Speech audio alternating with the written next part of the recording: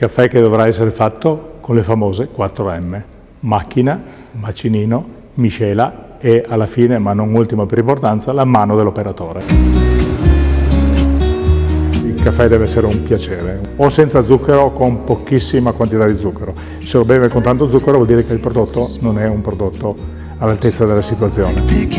I mercanti veneziani sono stati i primi ad importare le spezie dall'Africa, dal lontano oriente, e il porto di Venezia è stato uno dei primi porti in cui questo commercio è avvenuto e le prime botteghe del caffè sono state aperte a Venezia. È importante non perdere la nostra storia, le nostre radici. Infatti questo museo è intitolato Dalla pianta alla tazzina e c'è un po' tutta la storia, in particolare del caffè espresso. È l'unico caffè al mondo che ha la crema.